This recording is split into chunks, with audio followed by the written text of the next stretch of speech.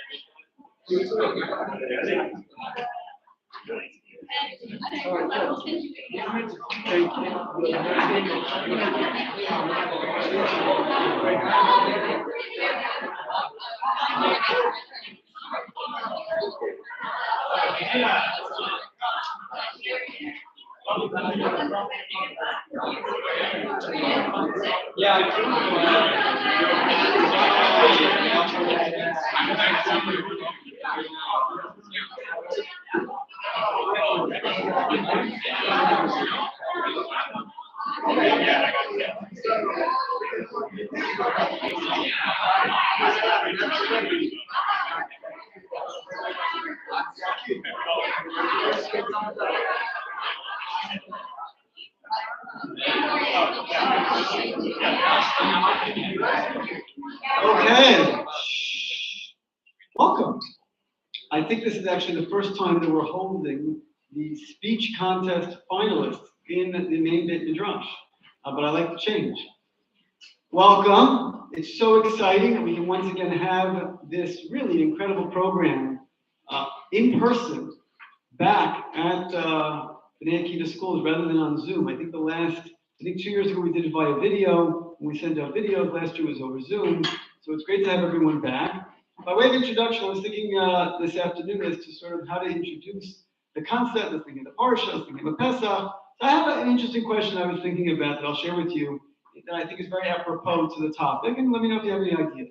Question is the following. The main protagonist, obviously, throughout the Pesach story is Moshe Rabbeinu, right? Moshe is the lead actor. Moshe is the individual who is the leader par excellence of the Jewish people. He is the one who is charged with taking the Jewish people out of Mitzrayim, redeeming them, giving them the Torah. We get to know him pretty well. But yet, everyone knows, hopefully, that Moshe tries to wiggle his way out of it multiple times, right? There are many instances in which he basically turns to HaKadosh Baruch Hu and he says, this is not for me. I don't want this job. I don't want this position. I'm not interested in the responsibility involved in leading this people. And he literally turns to every excuse in the book until finally he says, I am chavad peh uchavad lashon, which in effect basically, get the connection a little bit, means what? What is he saying? He's saying that I'm a bad speaker. I'm not so good at communicating. And if I'm a poor communicator and my speech is not going to be clear, then the Jewish people won't listen to me and I won't be able to lead them properly. To which HaKadosh Baruch Hu responds, don't worry, we got your back. Aaron, your brother, will take good care of you. Now, here's my question. That's a really strange response. If it was me, and I wanted Moshe to be the leader, and I had told him time and time again that you're going to be the leader and you can't get yourself out of this, I would have responded and I would have said, well, sorry, it's not that simple, but rather the message is going to speak for itself. The makot that are going to follow are going to demonstrate very clearly that I'm correct. I'm going to send 10 makot. Each one is going to happen exactly as I predict, exactly as I say. That's how the makot is going to happen. You're not going to need to have great oratory skills to convey this message. And you're not going to have to be an incredible communicator because the message is the truth. But yet, HaKadosh Baruch Hu says, no, it's okay. Don't worry. Aaron will be your spokesperson. I'll be the speechwriter, God. You will stand there and play an important role, but Aaron will be the speaker. Aaron will be the communicator. Now, why? Why is it that God responds that way? Why doesn't HaKadosh Baruch Hu turn to Moshe and say, don't worry, you don't have to communicate well, you don't have to be a clear speaker, you don't have to present in an eloquent way. Your skills do not need to be perfect because the makot are going to happen exactly as I predict, and the message is perfect, and I'm teaching and giving over complete emet and complete truth. Why doesn't HaKadosh Baruch Hu respond that way? So there are different answers you can give, but I'd like to suggest that HaKadosh Baruch Hu recognizes that there is something to be said for charisma, and there is something to be said for being able to communicate and give a speech in a clear, concise, forward-thinking, clearly delineated manner that any sort of stuttering or a lack of an ability to feel confident in one's message because of self-consciousness associated with how an individual speaks. What HaKadosh Baruch Hu is in fact saying is, even if the makot will be exactly as I predict, and even if the message will be 100% correct, and even if the words will be perfect, if the medium of communication is flawed, then something might be lost. And therefore, HaKadosh Baruch Hu, in effect, allows Moshe, accepts Moshe's excuse, allows him to defer, and allows him to take a little bit of a backseat in favor of Aaron, the more master communicator. So I was thinking in the context of Pesach, a fitting introduction to this evening's program, and how valuable it is to be able to teach communication skills and to be able to teach the ability to speak in an effective manner. So with that, I'd like to thank you all for being here. I'd like to give an incredible thank you to all of our students who have worked very hard to join us here tonight. And I want to introduce and thank Mr. Saltzman for all of his incredible work behind the scenes, in front of the scenes, putting this all together, and making sure that we have a truly dynamic program. Mr. Saltzman will introduce and thank you. Everybody else involved, but Mr. Saltzman gets really all the credit for making this happen. Thank you.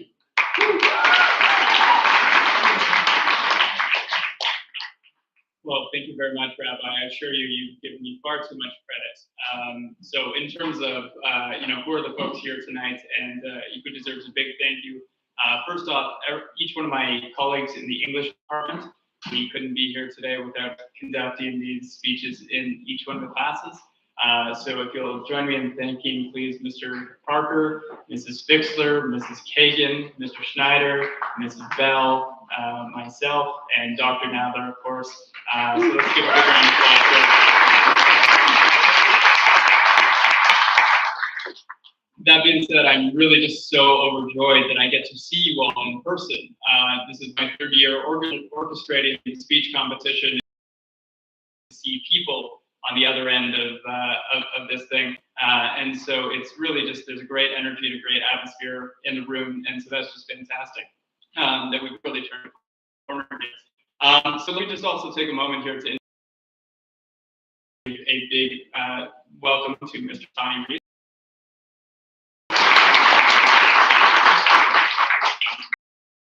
Student at YLC and current member of our very important social support team. And so thank you, Mr. Reese, for coming and joining us. And then across the hall here, on my left-hand side, we have former speech contest champion, Rivka Werner. Everybody appreciate that. Big round of applause. Rivka is very generous to have joined us tonight, and very excited to see speeches after a few years from having graduated. And then, of course, joining us, one of the most impartial men that I know, Rabbi Cronenberg. And thereby the perfect man for the job to round out our judges. So fantastic. Thank you, everyone, for sharing your time. And so I'm going to introduce our speech contest participants one at a time. And I think it's very fitting, Rabbi Grauer mentioned this idea of charisma in terms of public speaking, and who finer than the charismatic Kayla Levinson to get us started here. So everybody give a big round of applause for Kayla.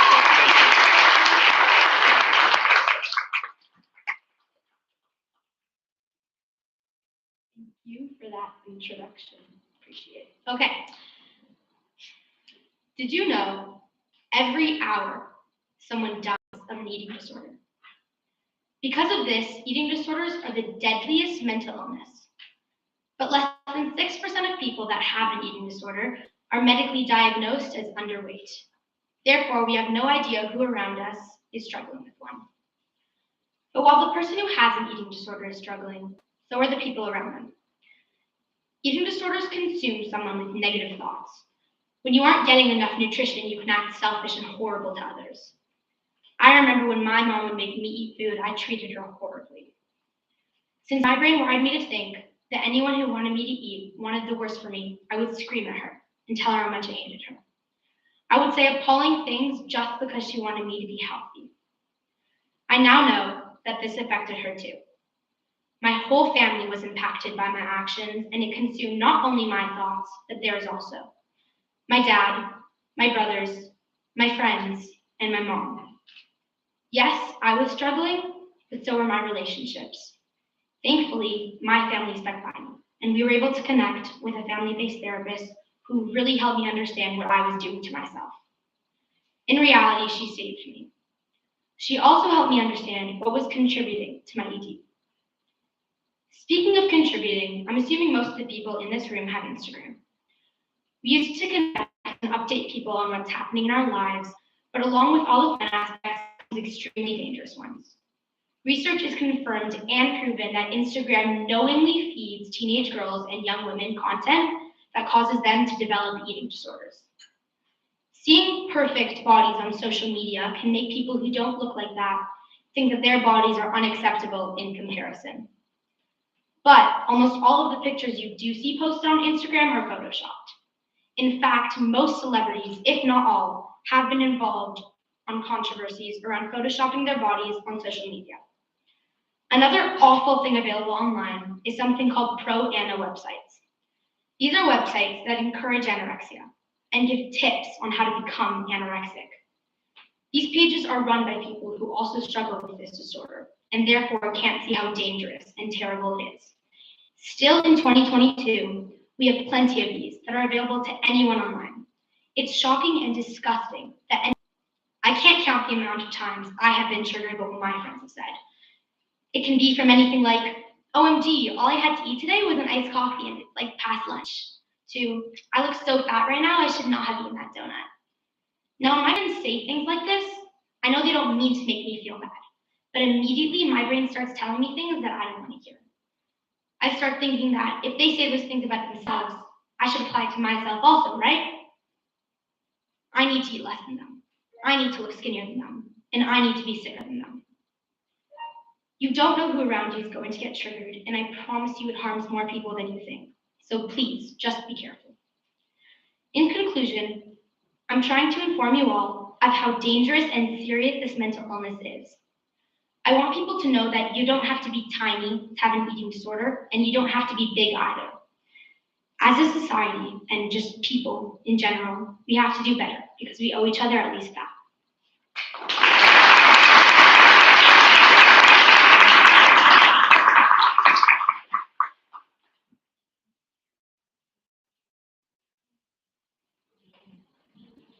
Okay, thank you very much, Kayla. Wonderful start. Up next, we're going to flip over to Orhan, and we're going to start with Mr. Avi Oman.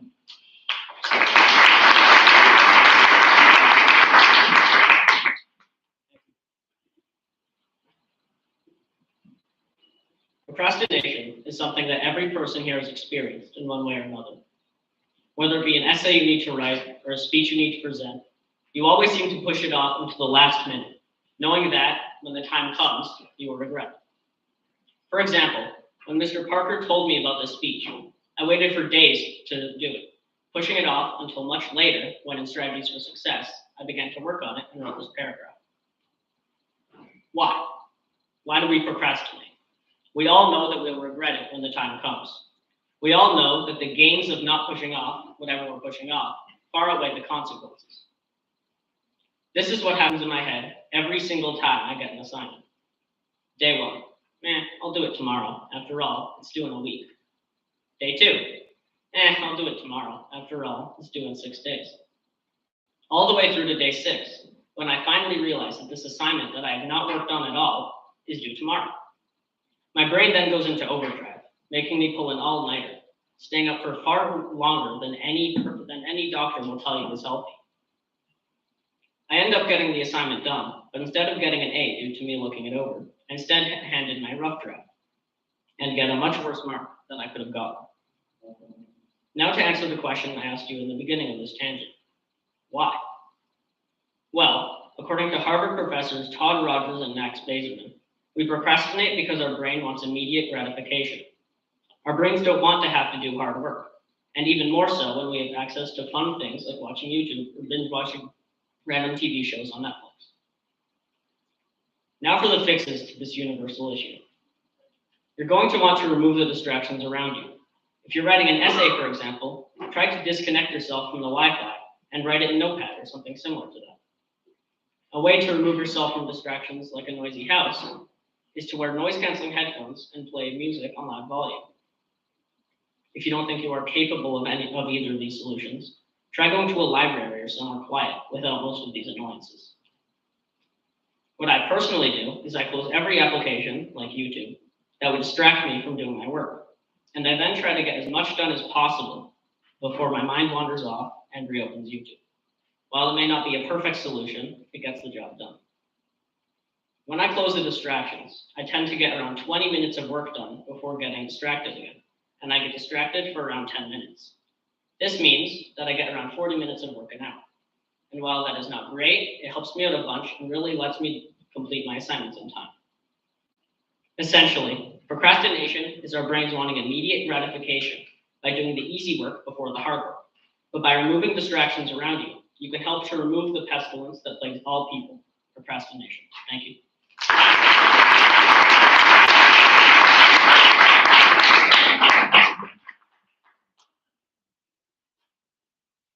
Okay, wonderful. Thank you very much, Avi. And 40 minutes out of an hour of work, that's pretty solid. That's at least twice as much as I get done generally. Okay, if everybody can please keep this energy and round of applause going for Mr. Noah Wolfson.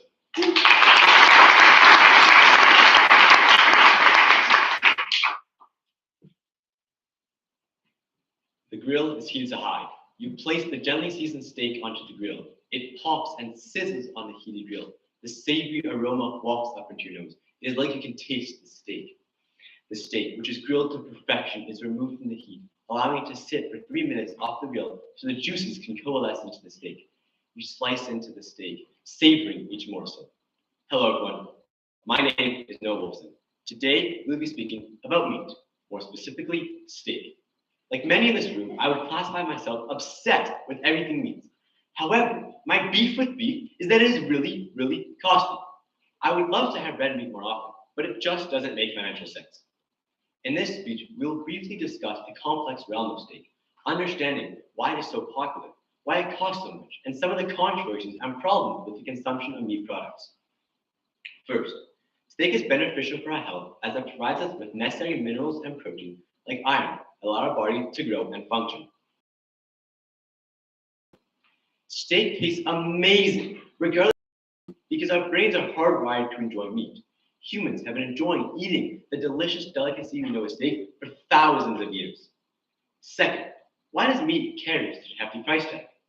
The process of producing meat is very time-consuming and costly.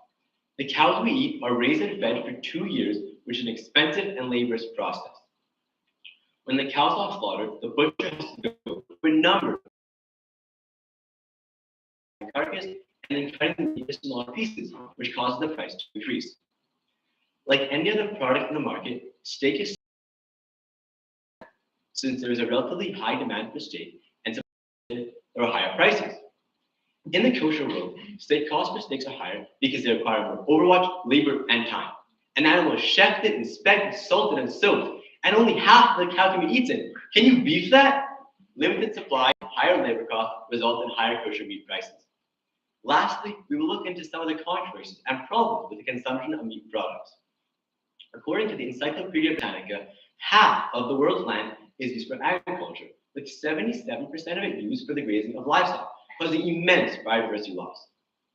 Mass deforestation, which releases carbon dioxide into the air, exacerbates negative impacts onto the climate, is becoming more common as more land is required for the ever-growing livestock population. Another prominent controversial topic is how the raising of livestock releases greenhouse gas emissions to the atmosphere, with 9.75% of global greenhouse gas emissions coming from the production and consumption of red meats.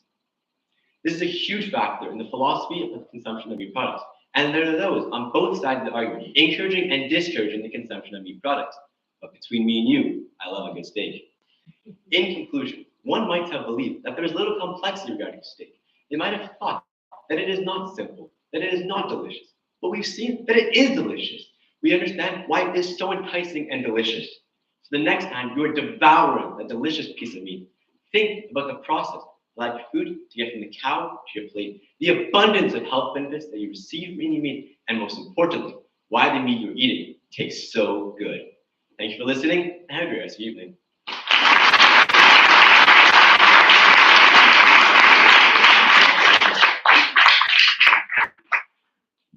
Okay, thank you very much, Noah. Certainly gave us a lot to chew on. We're going to flip back over to our Alpanaut contingent, and we're going to start with our grade 10s, and I think Shira Cronenberg is going to start with us.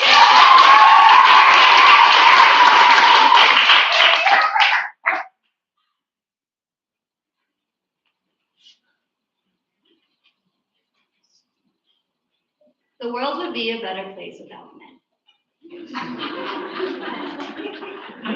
Are you weirded out? You probably think I'm crazy. Good. So, now that I hopefully have your attention, let's begin. So the world would be a better place without men. Okay, well, maybe I was a tad dramatic. The world wouldn't be a better place without all men, just the ones that catcall, make vulgar comments, sexualize children and teenagers. Yeah, we would definitely be better off without them. It's kind of scary to think about just how many young women experience this kind of behavior.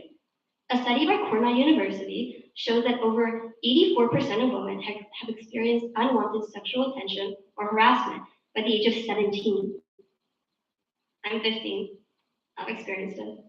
Almost every single teenage girl I've talked to has experienced it. Whether they're in this school, graduated, older, younger, in different countries, they've all experienced it.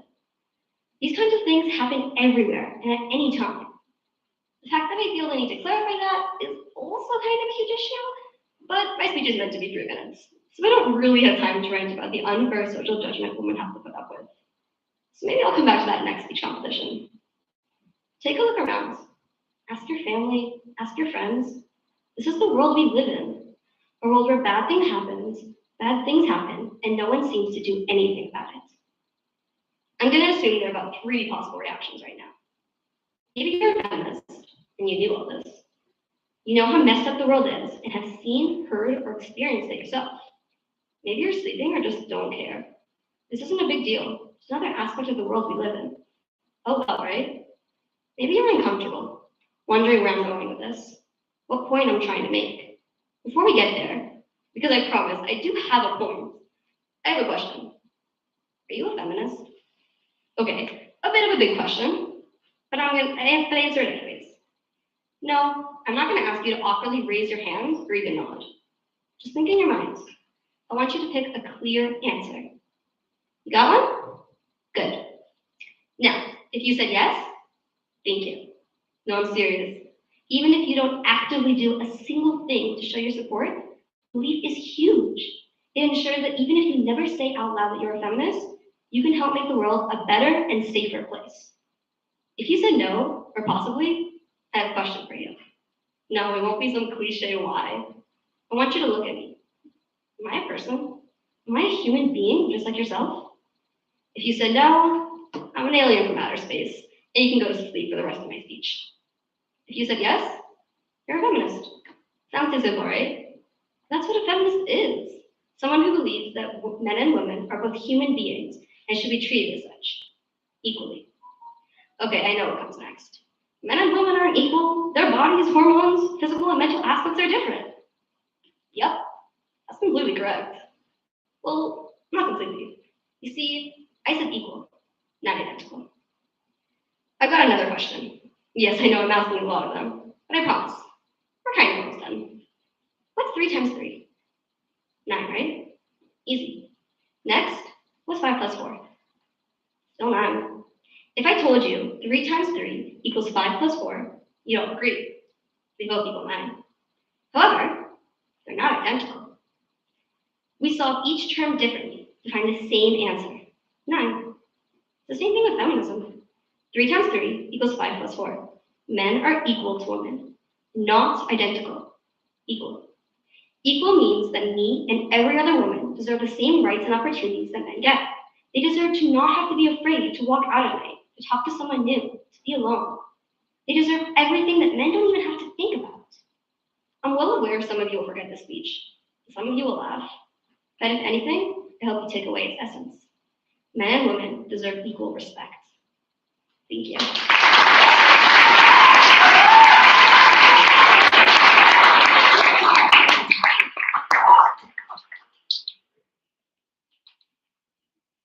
Thank you very much, Shira, for what I assure you was an unforgettable speech.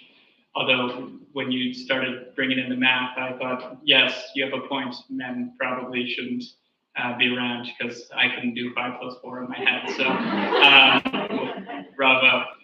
We're going to keep the train going here. Adina Shosha.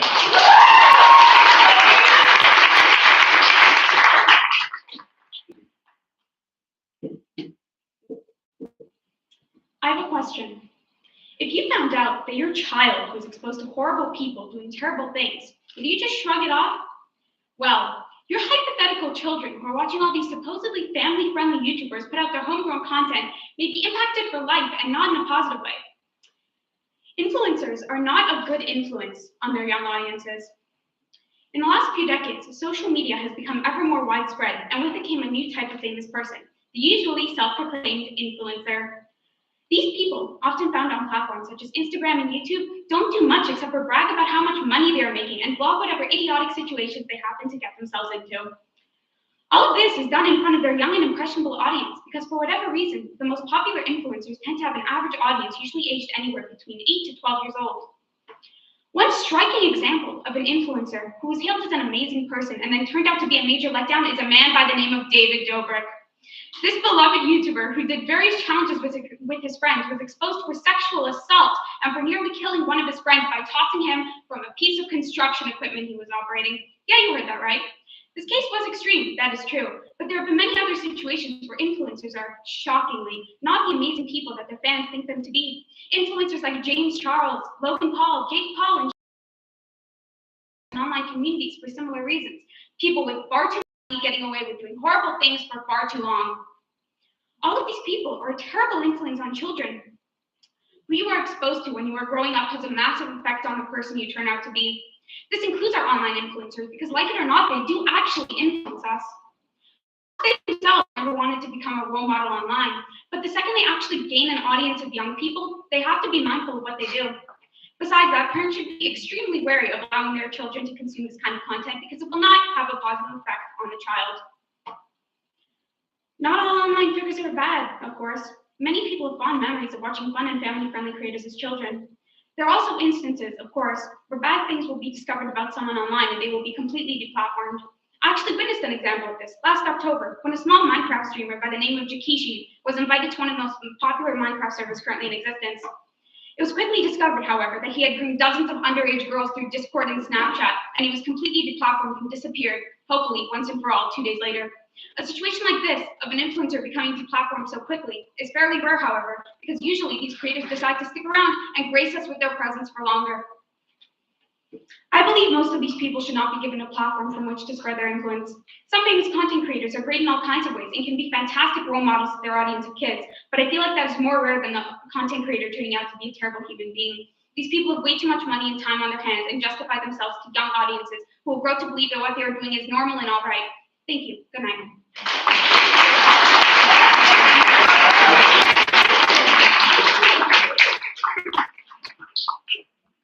Oh, fantastic. And Jake Paul has even challenged me to a boxing match, so we really know he's reaching for guest stars here. So we're going to flip over to our Or Chaim grade 10 representative. Everybody give a big round of applause, please, for Mr. Jonah Cohen.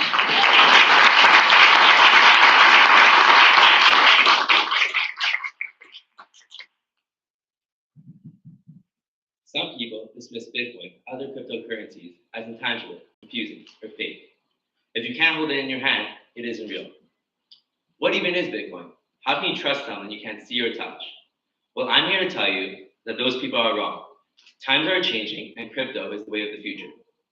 As time and humanity evolve, as humans, we need to move with the current of time, or we will be swept away. Cryptocurrency took the world by storm back in 2009 when a man by the name of Satoshi Nakamoto created Bitcoin.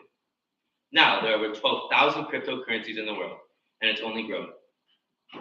This online currency, which can be used to buy products and services anonymously online with no fingerprints, is simple to use and hard to trace.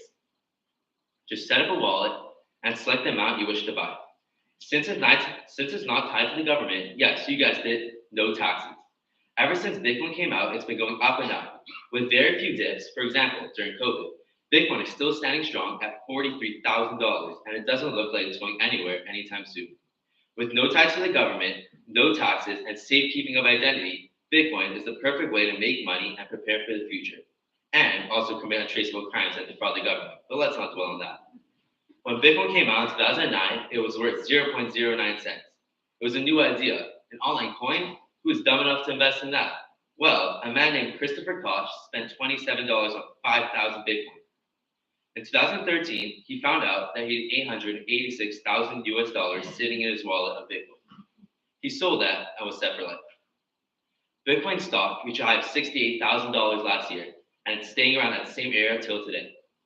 Bitcoin stock is one of the most valuable currencies today. It can only go up this year as times evolve and crypto grows. Inflation is coming, and as the value of the dollar decreases, the value of Bitcoin will increase. Now is the time to buy. A US-based ARK Investment Management, LLC, predicted Bitcoin to be worth over $1 billion by 2030. Bitcoin is worth your time. It's one of the most portable and accepted currencies, and all you need is internet, and you have a safe and portable currency to pay with. Felix Weiss wanted to test this and see if Bitcoin was actually a safe and secure currency to pay with. So in January 2015, Felix embarked on a journey around the world with only Bitcoin. After going through 27 countries, Felix had survived 18 months with no cash, just Bitcoin. RRSPs, that's old news. Pension plan, short-sighted. Money under the mattress, maybe, but you can't really grow your investment. It's not too late to invest in Bitcoin before it's too late and make millions. Now, another concern people have about Bitcoin is Bitcoin dangerous? Will it crash? No and no. Bitcoin has been around for over a decade. It's constantly being watched and made sure it is safe. You know what isn't safe? Credit card accounts, bank accounts, the traditional, familiar, and comfortable, but not safe. Another factor to Bitcoin is the metaverse. Facebook and many other companies have already started this transition to a virtual world, and we will soon. In the metaverse, Bitcoin and other cryptocurrencies will be the only currency in this new world. This is an opportunity to make millions, so take advantage of it. Imagine this. A new shoe just came out. You've been waiting so long for it, but unfortunately, when the shoes came out, you did not get them in time. So you go online and start searching. Jordan 1 size 10. A website pops up, and to your surprise, they have the shoes in stock, and they're even cheaper than they were originally. Without hesitation, you put your information in, your credit card, and press confirm. A month later, the shoes come, but they seem fishy. You check them out, and it turns out they are fake. Not only that, but you're getting charged on your credit card from another country. Your credit card and personal information was stolen. Do you know how to prevent this from happening? Bitcoin. Just put the seller's address into your wallet, confirm the amount you wish to send, and poof, it goes straight to the seller's wallet. No information needed, no identity theft, no credit card stolen. Everything is safe and secure. So in conclusion, Bitcoin is the future. If you want to make free effortless money, safe and secure purchases, and no government control, Bitcoin is your guide. With the metaverse on its way, Bitcoin will become bigger and bigger. Don't sleep on this opportunity. Bitcoin has the chance to transform the world for the better, from payments and international transactions to banking, insurance, and other major things that might be affected by Bitcoin. Setting up your wallet for Bitcoin fills your wallet for life. So what are you waiting for? Go buy Bitcoin today and get your early ticket for the future.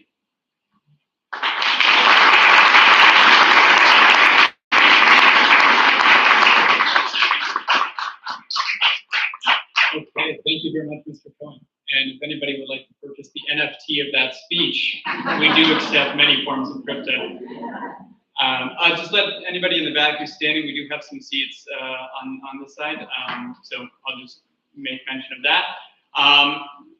Fantastic, we're off to really just a wonderful start here. As we work our way into grade 11s, I would like to invite Mia Belda on the stage.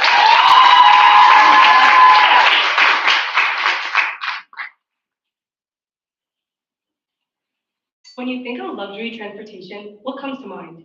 Limousines, private jets, perhaps a yacht. You know what doesn't come to mind? The TTC. Now, the TTC may not be luxury transportation. In fact, it's probably the opposite, as it often smells like urine. Honestly, the TTC is not what I would describe as enjoyable or even comfortable, but it sure is convenient. With over 2,400 buses in Toronto, the TTC makes it easy to get around if you can't drive, which personally I cannot, as I do not yet have my license. Generally, TTC buses are a cheap and efficient way to get from one place to another, but do not be fooled. Taking the TTC is much more complicated than hopping on and off the bus. Hi, my name is Mia Belda, and today I'd like to give you my top 3 tips and tricks to surviving and thriving on the TTC. The first tip I would like to share is to always keep a keen eye on the TTC. On the bus, you should not be liking pictures on Instagram or scrolling through TikToks. Rather, you should be paying attention to everything going on around you. And if you happen to see someone fiddling around with their lunchbox, run. Whether you see someone about to eat a granola bar or a 3-course meal, my advice is to avoid them at all costs. You see, buses are not that big. However, they are most often full of people. People who have worked all day. People from all over the city. People who, in the nicest way possible, are sweaty and stinky. And so even the smallest snack can create a god-awful stench on the bus. Therefore, for your safety and happiness, stay away from anyone eating. Also, open a window. That's right, the TTC has windows that open for your convenience. Don't be shy, let some fresh air in. A little O2 never hurt anyone. With that window open, the odor from that selfish individual eating on the bus will be aired out, and everyone will happily breathe again. Now, imagine all the atrocious ends you have avoided by simply keeping an eye open on the bus. My second tip to surviving the TTC is to come prepared to avoid public humiliation. Carry your Presto card with you at all times. For those of you who don't know what a Presto card is, you're clearly uneducated and very, very privileged to have never needed to take the bus. However, I'll explain anyway. It is a credit card for public transport, and boy does it come with benefits. With your handy Presto, every transfer within a 2-hour span is free. That's right, free. You can also link your Presto card to a credit card so that it automatically fills up when you run out of money. But remember, always link your Presto card to your parents' credit card. Now, why is carrying a Presto card with you so important? Well, do you really want to be the person stressfully counting change at the front of the bus? I sure wouldn't. That's embarrassing. When you always have your Presto card ready to go, you not only contribute to a more efficient TTC environment, but you also save yourself from loads of embarrassment. My last, and frankly most important tip, is to hope and pray you get a good bus driver. You see, some of the TTC bus drivers are what I like to call unhinged. TTC bus drivers have no problem speeding through red lights or rapidly cutting off drivers because they can. And while it is these fun little quirks that contribute to the TTC's overall adventurous vibe, they also contribute to your lack of safety. And so in order to survive the TTC, it is more than essential you have a good grip. That's right, sometimes all you have to do is hold on tight, say a prayer, and hope for the best. If you have a really wild driver though, you should consider lowering your center of gravity. If you do not know what a center of gravity is, consider returning to 7th grade science, as this is a speech about the TTC, and I dropped my sciences, so I therefore cannot help you. Now, despite their wild behavior, unless you genuinely believe you are in danger, in which case you should promptly get off the bus. Do not critique the drivers. If you make it off the bus alive, they have done their job and they have done it well. I wish you all the best in your future endeavors involving the TTC. Perhaps write down my handy acronym, KAEOCPPAHO. Did you get that? Keep an eye out, come prepared, pray, and hold on. I know this seems like a lot of information, and some of you are probably very intimidated right now. That's completely reasonable. Not everyone is strong enough to survive the bus, which is honestly okay. But with my top 3 tips and tricks to survive and thrive on the TTC, you should all be pros. The TTC is a fine method of transportation if you know what you're doing. So remember, practice makes perfect.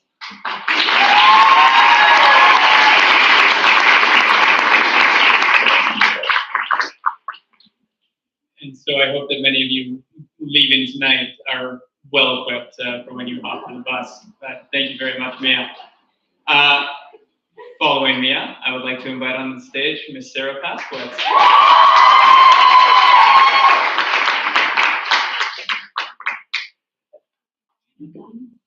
That was a joke. Why? Because I didn't eat tuna for dinner today. Why? Because that's embarrassing. Why? That's a great question that I would love to answer. Tuna smells bad. No matter how you make it, raw or cooked, the strong fishy aroma will be inhaled by many for miles away. I can't speak for everyone here, but when I hear someone say fishy, the smell I'm imagining is the smell of cooked tuna from a can. I'm sure many of you have had your nostrils basically burned off from the smell of the tuna juice that pours into the sink from the little sticky can.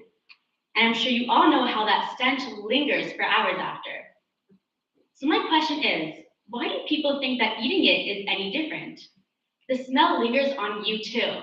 If I walked around this room right now, I would know if you ate tuna in the past few hours. And I would not be ashamed to let everyone else know, because you should be ashamed of yourself. But don't worry, because I too have eaten tuna in the past week.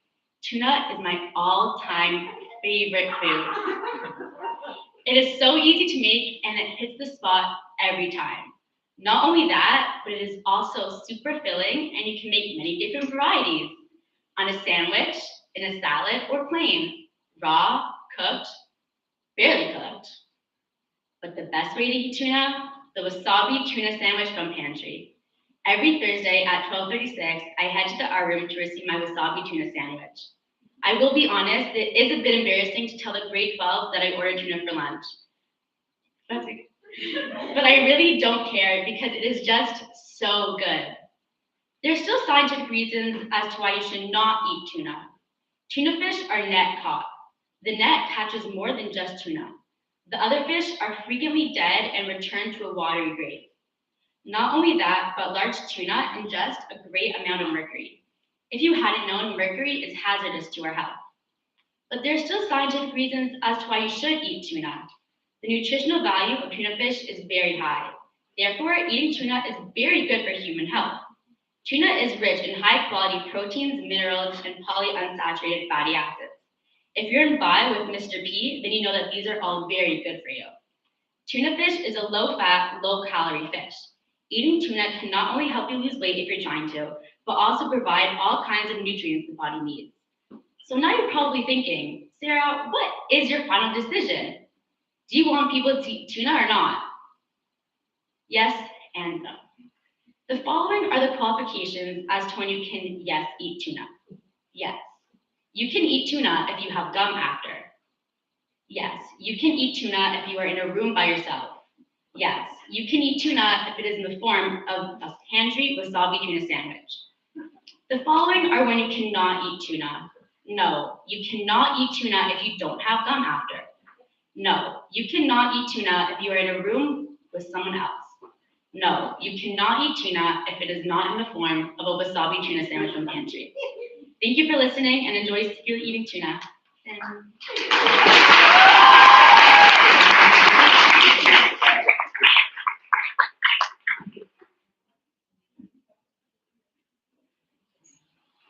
Okay, thank you very much, Sarah. And hopefully, Mia, you've never been on the bus with Sarah during lunchtime. All right, we're going to flip over to our Orchaim grade 11 contingent, and we're going to get the ball rolling with Mr. Ozzy Neger.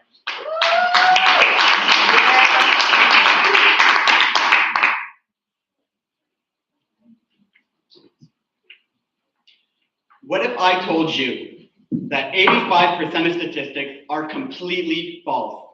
You'd probably ask me where I got that information from, to which I'd say a BuzzFeed article on funny statistic jokes. Now, whether or not you agree with my prior statement, I think we can all agree that the internet is a massive cesspool of misinformation. Some misinformation has no real impact, such as that famous picture of Justin Timberlake eating a burrito sideways. This is of course fake and was actually a stunt double, but it was so believable at the time that Justin Timberlake's own mom admitted to believing in it. Now, while some stories like that have no real impact, there is some misinformation that can really change our world. For example, there was a satirical article written stating that the Pope backed Donald Trump during the 2017 election. This story blew up, garnering nearly 1 million shares on Facebook within only the first few days. This article could have really changed how people voted and could have actually changed who sat in office for the next 4 years. So now we must ask ourselves, how do we deal with all of this? Well, luckily, there are a few quite useful tips and tools that we can use to detect what is real and what is not. The first one is peer review. So let's say that a behavioral researcher, let's call him Bob, runs an experiment that shows that those who can actively find misinformation within a speech are 5 times smarter than the average man. What they will do is submit that to a journal. Their journal will then give that information to peers who rip it apart with criticism. Once the information is basically problem-free, the journal will publish it and it will go on. The problem with this is that sometimes the information will be taken before it has finished that process. Then news outlets will publish it and use the non-finished information as a source, and the world is going to be destroyed within the next 3 years. Furthermore, sometimes misinformation is just outdated information. For example, there's the famous idea of there being an alpha within wolf packs. Even though this is completely disproven, there's still a lot of people who believe in it today. So whenever you look into something, make sure to go to the original source, look at when it was made, and make sure that you have gone through the proper research and development in order for it to be considered true. Overall, misinformation comes in all shapes and sizes. It can be Justin Timberlake eating a burrito burger style. It can be the Pope backing someone in an election. You need to know who you can trust. Anyone can be lying to you. Even the person talking to you right now. Oh wait, I am. You see, it was Justin Bieber, not Timberlake, scarfing down that burrito. The fake Pope article was real, but there wasn't an election in 2017, and there might not be an alpha wolf, but there is an alpha male. You're looking at one. And just know that if you found any of this misinformation while listening to my speech, you are 5 times smarter than the average man, and that is something you can trust. Thank you for listening and have a great day.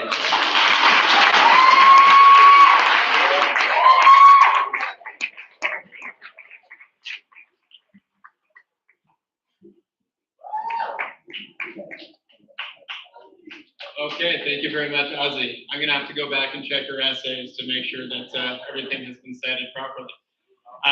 If everybody could please join me in welcoming last year's speech competition winner and current participant, Mr. Jordan Jessen.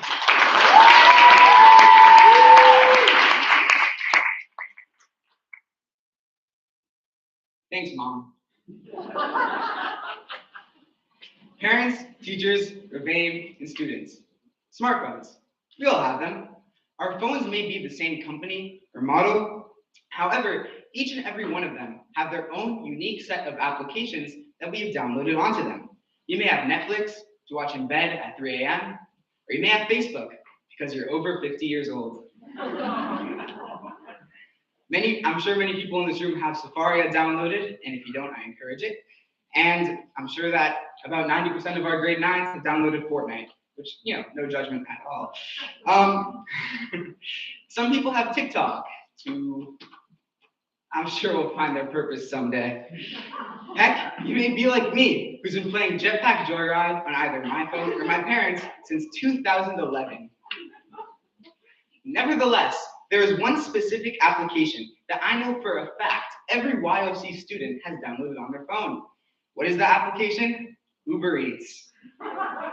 For anyone who's unaware of what Uber Eats is, welcome to society. It's an application where people can have restaurant food delivered directly to their doorstep. So it's like Amazon, but for Chicken Nest. Students in YOC order an incredible amount of Uber Eats every single day. Every time I leave the school, I see an Uber driver waiting with the students' food, expecting to be tipped, even though I know they won't be. Uber Eats is ordered at Orphan at least 10 times a day, and until I really thought about it, I never understood why. Let me explain. Every restaurant that delivers Uber Eats raises their prices by quite a significant amount on the app. On top of the amount one pays for the food itself, they also have to pay 3 additional fees: the service fee, delivery fee, and small order fee if their order is less than $12.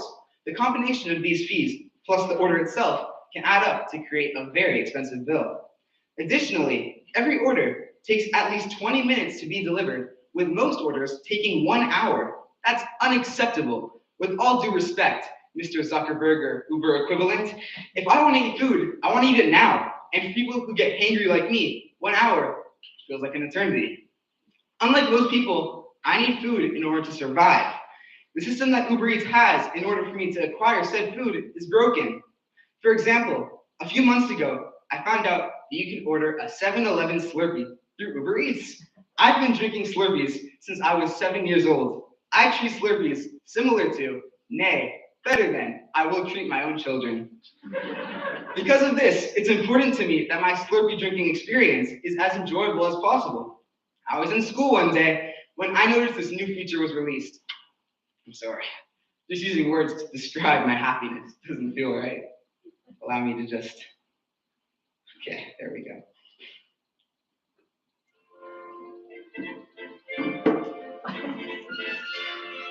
Saying I was ecstatic would be an understatement. I felt like a kid in a candy store, like royalty, some might say. I mean, who wouldn't feel this way? Someone in a nice car is coming to deliver me a Slurpee? I was on cloud 9, but that feeling only lasted a few minutes. Just a heads up for everyone, I'm skipping to the sad part of the song. It didn't take too long to find out that ordering a medium Slurpee in person costs $2.49, while ordering on Uber Eats costs $7.32. Not only that, but having the Slurpee actually delivered to Orpheum would take 20 to 30 minutes. What are they thinking? The Slurpee will be melted by then. I'd also like to mention that the 7-Eleven is less than a 10-minute walk away from Orpheum. They can solve world hunger in a half hour, let alone my own. I'm gonna pause this confusing thing really annoying. I'm just gonna pause this. Thank you. There were times where I've been sad or disappointed, but this is a real low point for me. I had a headache. I felt like I'd just been slapped in the face by some Oscar-winning famous actor. Come on, you guys all saw that coming. Needless to say, it was not a good day for Jordan. That day, I said I wouldn't order anything from Uber Eats in Orkheim because it's just not worth it. But I can see why YOC students would order Uber Eats every day. Ordering takeout to the school with friends enhances the already amazing high school experience. When one shares Uber Eats with their friends, it's a sign of true friendship. It's a way of saying, hey, I know times may be tough right now, but I just want to calm down and eat some golden chopsticks with my good friends. And if it costs just a few more dollars to make the best 4 years of my life even better, then a few more dollars I will spend. And at the end of the day, that is what high school is all about. Sitting down, eating with your friends, realizing you have Mishmar today, and immediately beaming with joy. Thank you.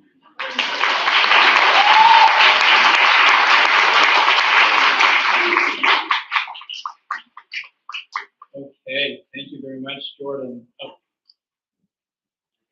David, my Slurpee has just arrived. Would you mind helping me out? Excellent all around as we keep bumping our way up through the grades. Now comes the time for our grade 12 contingent, and I would like to get the ball rolling with Miss Yalgren.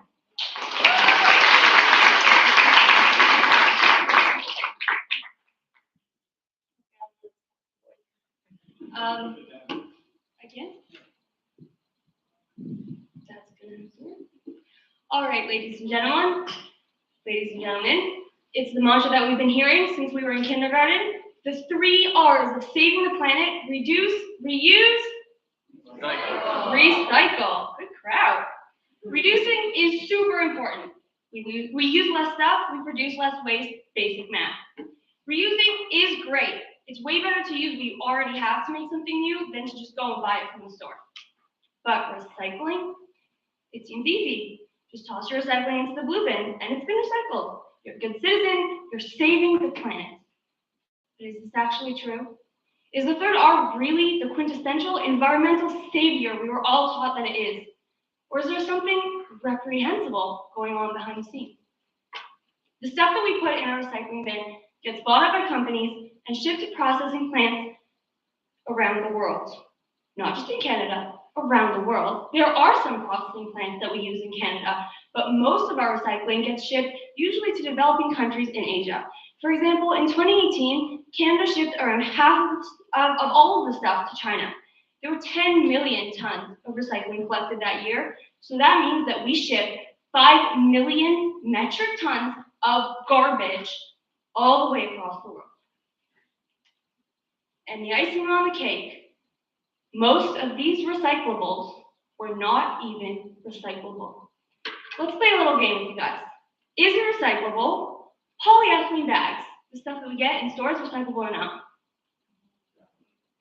Actually, they are, but only in specific situations. They are recyclable, but if you recycle them alone, they can get stuck in the machines, they can gum up the works, and you can't put them through the recycling process like that. So you have to have another plastic inside the bag in order for it to go through.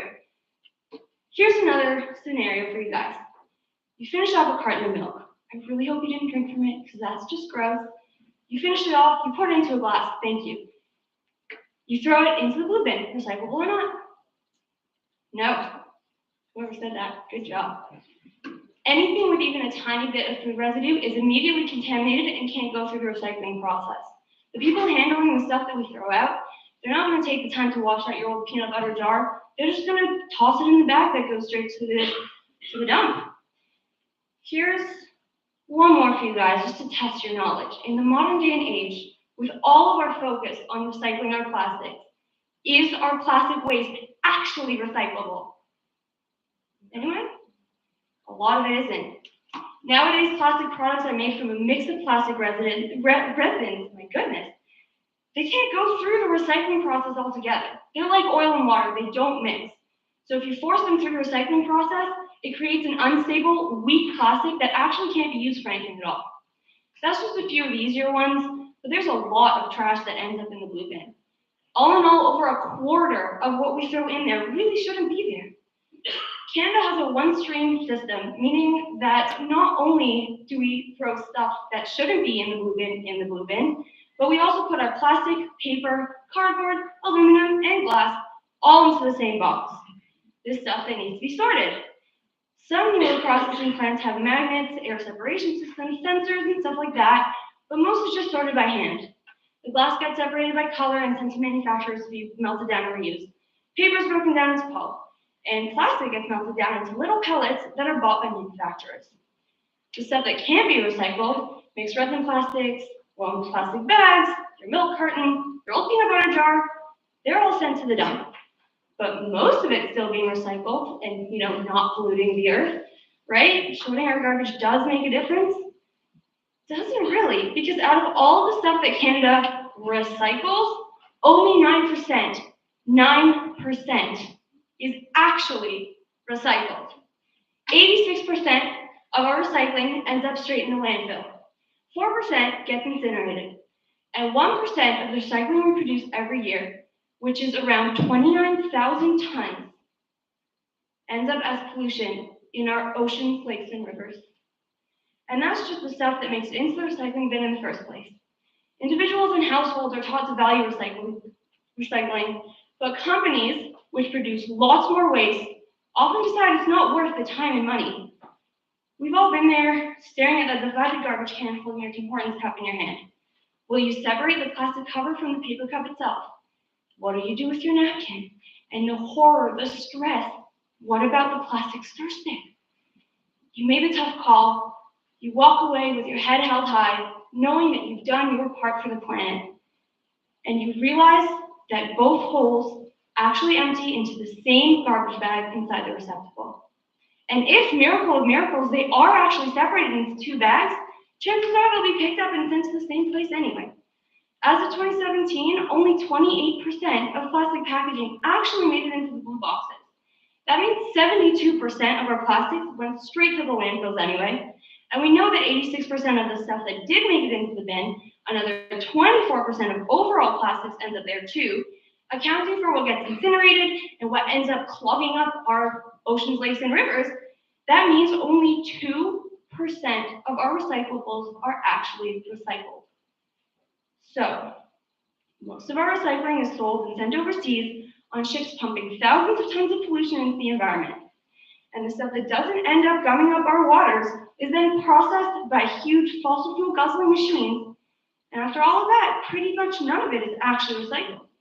So here's the real consequence of recycling. We feel justified, proud even. We're environmental heroes when we use these plastics. Because we figure no harm, no foul. We're just putting it into the blue bin and we're done. We saved it from the dump. But that's just an excuse, blinding us from the reality that our recycling system actually increases our carbon footprint on this planet. We all agree that we have to do our part to protect the earth. So let's reduce and let's reuse. But when it comes to recycle, let's reconsider.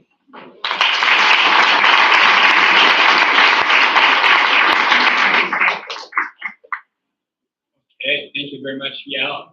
Maybe I can invite you into one of my classes and we can reuse that speech because I think it's a very important message to get along. And those who are in my class know we're talking about just that right now. So fantastic, thank you very much. Our next participant from Alpha grade 12, I would like to invite up Ms. Kayla Said.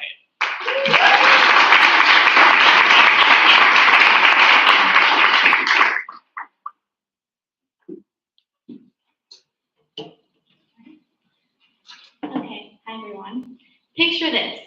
You're at Sobeys with your daughter. You lose her a bit in the cereal aisle, and you find her turned around with her phone propped up against some cereal boxes, dancing to that song that you faintly remember hearing on the radio. Now, if this hasn't happened to you, let me try relating this to some of my fellow teachers. You're walking down the hall at school and your path is suddenly obstructed. A group of students are filming some sort of choreographed dance that between us isn't probably choreographed that well.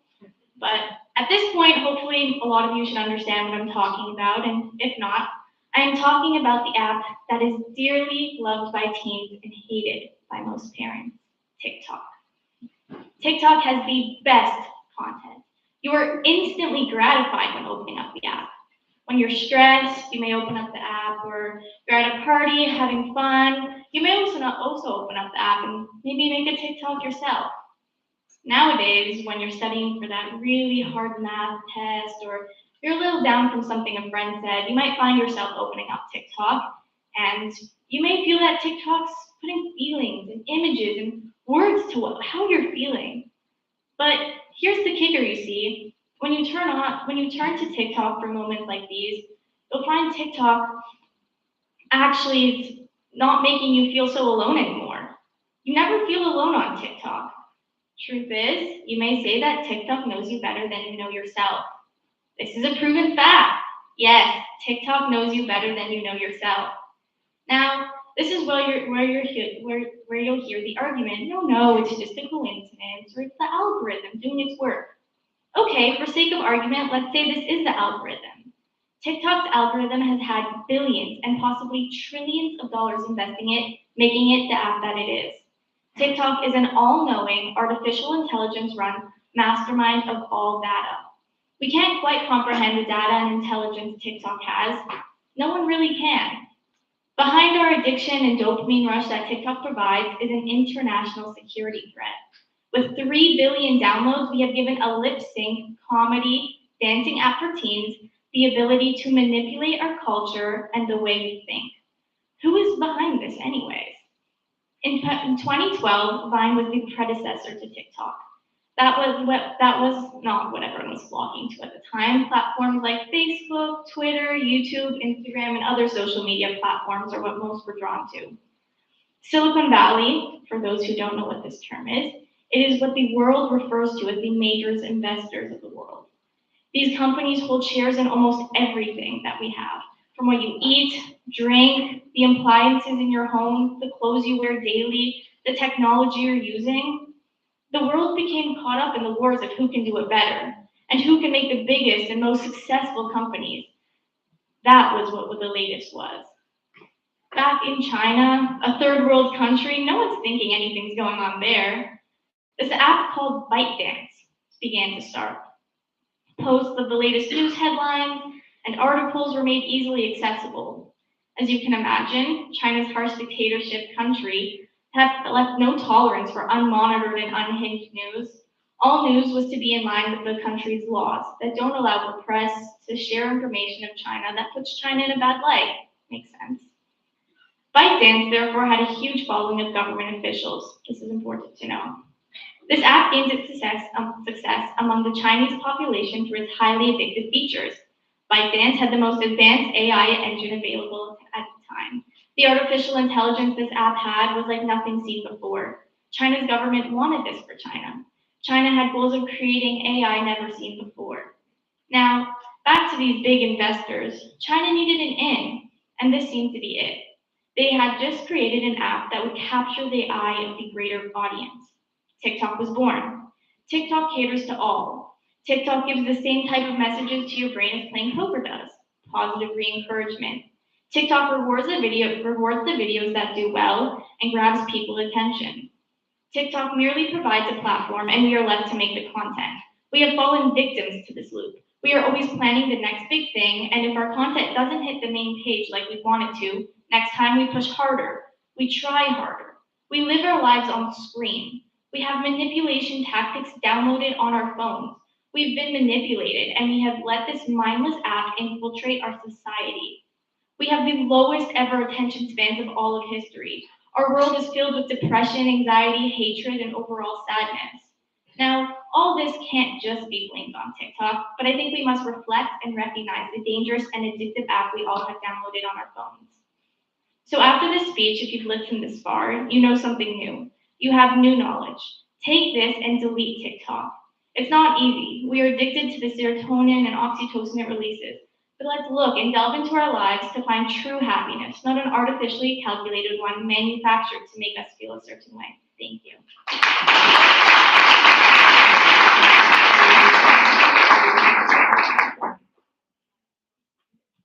Okay, fantastic. Thank you so much, Kayla. Very important, and I hope to many of my students, you all listened to that one.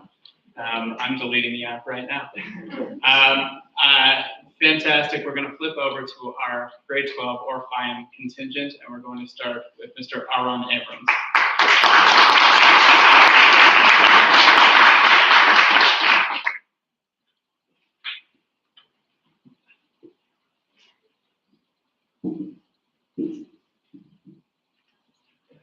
You have to raise this a little bit. Oh, yeah, like this. First things first, before I speak, I want to say thank you to Mr. Saltzman, the judges, and everyone who came out tonight. We really appreciate it, so thank you.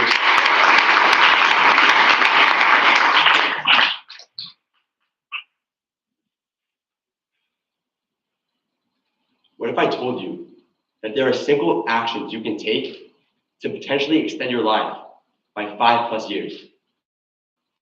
I truly believe these actions gave my grandpa, Barry Charles Alav Shalom, a fulfilling 87 years of life, extra time with his family, years of completely and utterly destroying his competition in squash, and a 63-year career in dentistry that ended at the age of 85.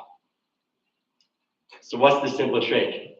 Magic potion, secret sauce. Physical activity. This ranges from going for a walk, a run, delivering a speech while simultaneously lifting weights, dancing, playing your favorite sport, stretching, or anything that requires physical movement. A study done by the Harvard Medical School states that physical activity strengthens your bones and prevents chronic illnesses like heart diseases and diabetes. Prime example of this is none other than Stuart Scott. He was an extremely influential ESPN sportscaster. He was unfortunately diagnosed with cancer in November 2007 for the first time, and 8 years later, lost the battle on January 3rd, 2015, after his third dealing of cancer. Why am I mentioning him? This man had every excuse in the world to not be physically active, yet he was. For example, after a chemotherapy treatment, he would beeline straight to the gym for a Muay Thai training session or for a run, or anything that would require him to be physically active. The point I'm getting at is that he stayed physically active when it seemed nearly impossible. He legitimately extended his life by 8 years by taking care of his body. Physical activity has its effect. Think about the extra time he had with his family and loved ones. So simple and so important. Another article I found states that by being physically active for at least 150 minutes a week has extended life expectancy by 7 years for those individuals. Let me put that in perspective. That's 22 minutes a day. That's walking your dog. That's going for a walk with a family member or a friend. That's pushing a door open with your arm instead of pressing a button. That's using the stairs instead of the escalator. Such simple acts with unimaginable rewards. Let me set the scene. You're one day driving a 1990 Toyota Corolla. It is not in the best shape. You don't take care of it. The oil is rarely changed. You never put on winter tires. Overall, you just do not tend to the needs of the car. On top of that, you're about to drive in the blizzard. Now compare it to driving that same vehicle, but you take care of it. You put on winter tires in the right season. You change the oil every 5,000 miles, and overall, you tend the needs of the car promptly. Both cars are going through the same storm, but one is way more capable of withstanding it. In life, you never know when that blizzard will hit. All you can do is make sure you're prepared. Stuart Scott was in that blizzard 3 times and prevailed twice because of physical activity. My grandpa lived a fulfilling life filled with his grandchildren, children, and destroying people in squash because of physical activity. The message to all of us is wake up. Let's develop these habits now. So your family, you, your children, your friends will be grateful. By implementing these routines into our everyday lives, it will allow us to live life to the fullest. Thank you.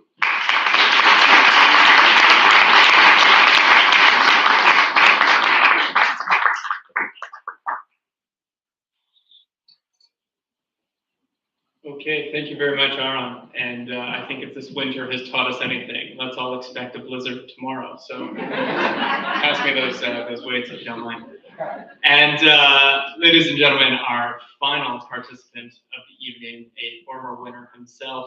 Let's give it up for Mr. Joseph Newman.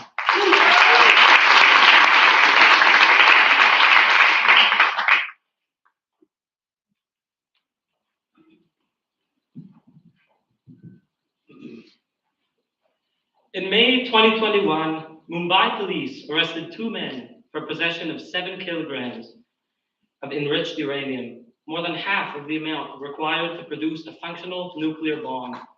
This was not an isolated incident. There were 3 similar incidents in India alone in 2021. And this is a global trend. In Eastern Europe, uranium smuggling is a thriving industry.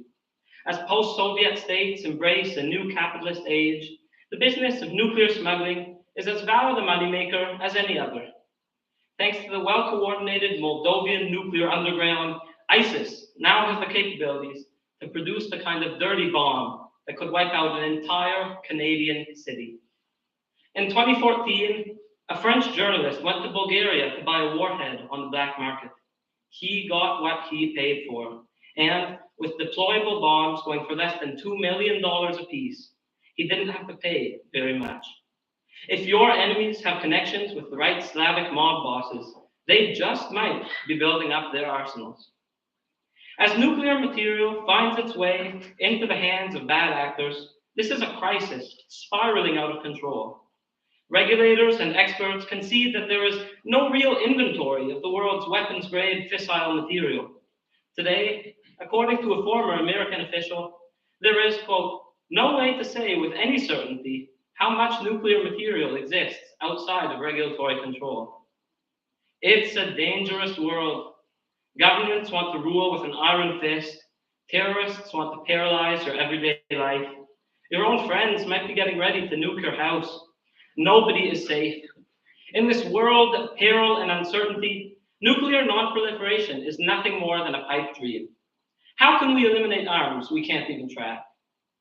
But out of the darkness comes hope. Out of despair, a path to a brighter future, and it lies in a new kind of nuclear deterrence. One nuclear bomb can ruin your whole day, and people know this very well. Mutually assured destruction kept the Cold War cold, and it will make our world one of warm, lasting calm and peace. The time has come for a new age, and we are the generation of change, the flower children of the new order.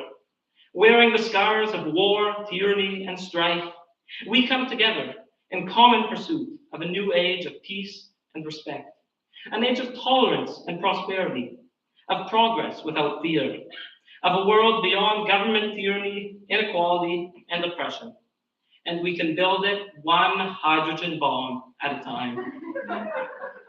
Time and time again, we have tried to beat our swords into plowshares, but it just does not work. Now it is time to take those swords and upgrade them into nuclear weapons. Personal nuclear weapons for everyone. WMDs, weapons of magical deterrence. The building blocks of our collective future, the object of our modern New Deal. The right of the people to keep and bear arms shall not be infringed. Nuclear weapons don't kill people. Undeterred conflict, starvation, oppression, they all do. To paraphrase on the Rambam, give a man a fish, and he eats for one day. Give a man a nuke, and he lives in peace and security for the rest of his life. It's time to return power to the people. If the Russian people had nuclear weapons, they would have long ago defeated Putin and torn down his regime of corruption. If the people of Xinjiang could defend themselves against genocidal Chinese aggression, they would live autonomous and free in an independent Uyghur state. Give warheads to the workers of the world, and they would unite for a fairer future, with nothing to fear and nothing to lose but their chains. And of course, if you had an H-bomb, your enemies might think twice about messing with you. A true nuclear umbrella of peace. It is time to rebalance the scales of power for a brighter future.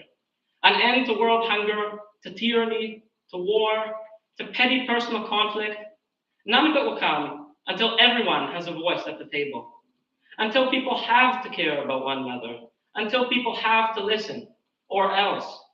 If bad actors get their warheads, why shouldn't we get to balance things out? So let's come together. Let's rally around our right to a better future, our right to a more prosperous and equal world. In the name of all things good and holy, let's defend our right, the innate right of every human being, to life, liberty, and security of person.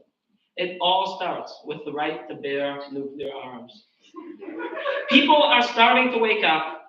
A growing body of legal research suggests the private possession of nuclear arms could be allowed under the American Constitution. Libertarian parties around the world are turning around in the favor of freedom, justice, and popular rule. More slowly, judges and legislators are waking up too. Our movement is mushrooming. It's red hot. And ordinary people are excited to ride the shockwaves of change. We are learning to hope again, to dream, to imagine a better day, a better world. In the spirit of former US President Herbert Hoover, a chicken in every pot, and the warhead in every garage. I'll give you my nuke when you pry it from my cold, dead hands. Freedom!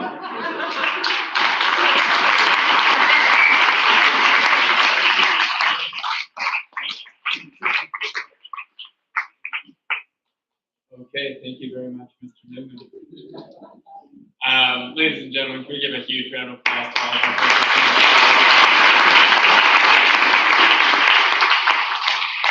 So just a couple of things here before we go and let our jurors deliberate and allow each of you to stretch your legs.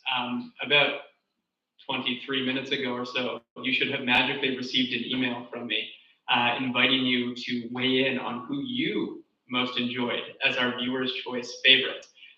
But just before we break off, how about a quick reminder of each of the speeches? We've all been enjoying just one wonderful speech after the next. I'll just start on my boys' side. Mr. Newman, of course, speaking about how nuclear warheads will keep us all safe for a long time to come. Mr. Abrams teaching us about the importance of exercise. Mr. Jessen teaching us, well, we don't need to learn, but about the benefits of Uber Eats and sharing a meal with your friends. Mr. Neger, of course, telling us about the importance of trusting your sources, and 9 out of 10 people agree with him.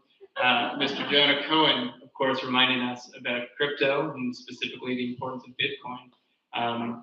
Mr. Wolfson, I'm sure we all had no beef with his speech. And Mr. Ullman, well, I was going to remind you, but then I forgot to get around to it. So, of course, speaking about procrastination. And then on my right-hand side, well, okay, sorry, Kayla's over there first, so I'll start with Kayla. Kayla talking about the importance of parting ways with things like TikTok and not letting it take over our lives, very important for our generations. Ms. Yao Grin teaching us to certainly reduce, reuse, think twice about recycling. Ms. Kayla Levinson teaching us about the importance of supporting individuals to overcome eating disorders. Mia Belda giving us the 3 most integral tips and tricks to surviving the TTC. And of course, one of those is by not sitting next to Miss Sarah Paskowitz while she's enjoying her wasabi tuna sandwich. Is it a sandwich or a salad? Okay, sandwich, there you go. So the love-hate relationship with tuna. Adina Shoshin had a very adamant speech about influencers and about how unfortunate they can have an influence on individuals and how we need to take a stand.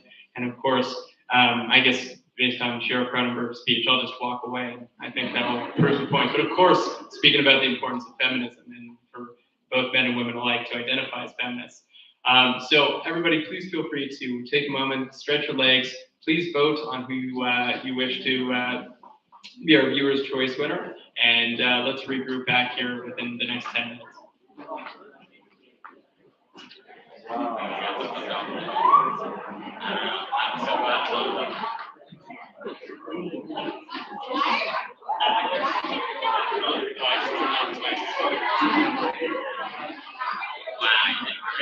Gentlemen, one or two people asked me about a Marav minion.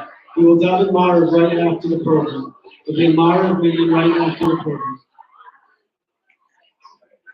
Hey, well done all around.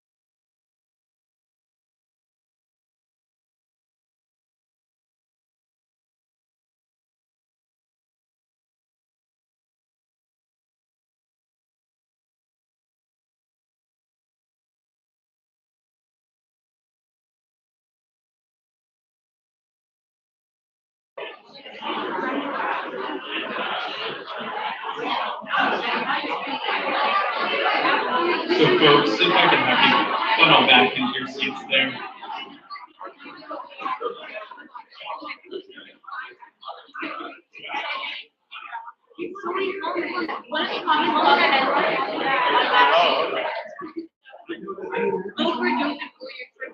Should we show it or find it? Can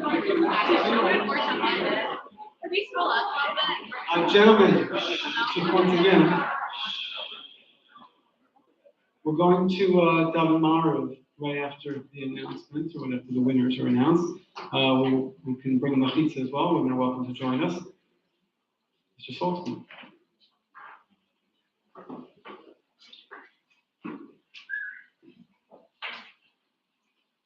Does anybody know where the rest of the guys are?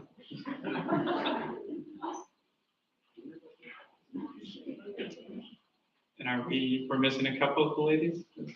Oh, they're scattered about. Oh, okay, very good. Okay, so first and foremost, I cannot reiterate enough just how absolutely wonderful and most importantly, how normal this has all felt. Again, this is my third year orchestrating this and the first year getting to do it in person, and the energy of the room was fantastic. So as an audience, please give yourselves a round of applause.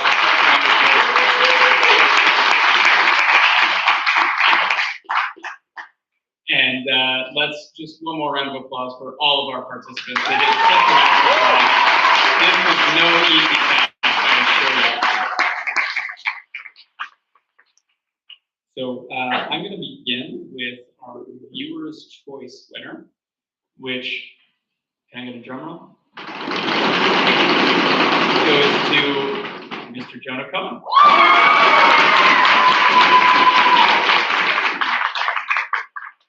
You can come on up.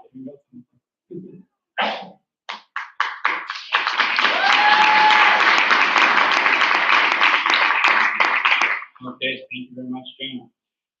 So once again, this was an incredibly difficult deliberation, and every participant brought something new and energetic to the table, and it really was truly a wonderful event all around. With that all said, in third place for the evening was Mr. Aaron Abrams.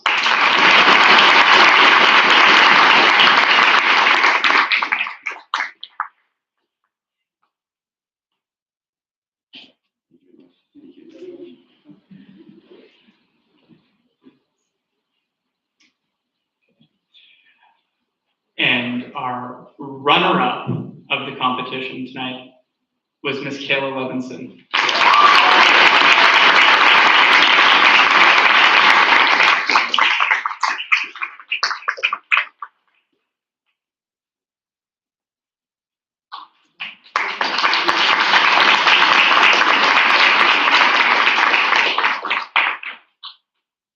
And last but certainly not least, we have the winner of our 2022 16th annual Bnei Akiva Schools public speaking contest. And I guess it's true what they say, that war is really peace. Joseph Newman, everybody.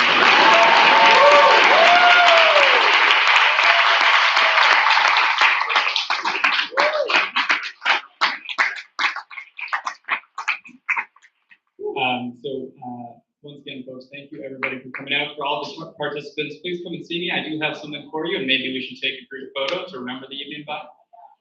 We've got Mr. Lazar at the ready after all. So if you'd come on up and join me here, and everybody, please drive home safely or follow Mia's tips on how to take the TTC safely.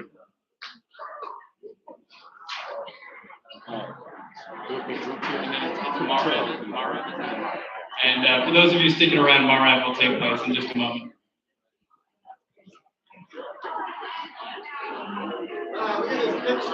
Well done, everyone.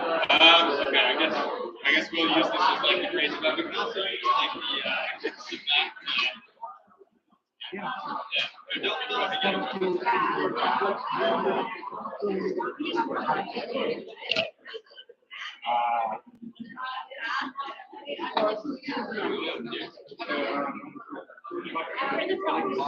want to be in the middle? Sure. But it's totally there now. You know, you're involved.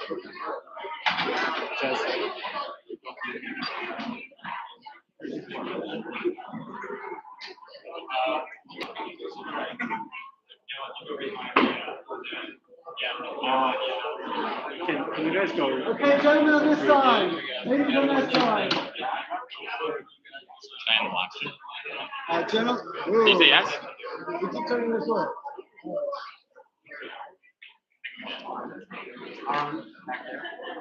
Gentlemen on this side, ladies on that side, if possible.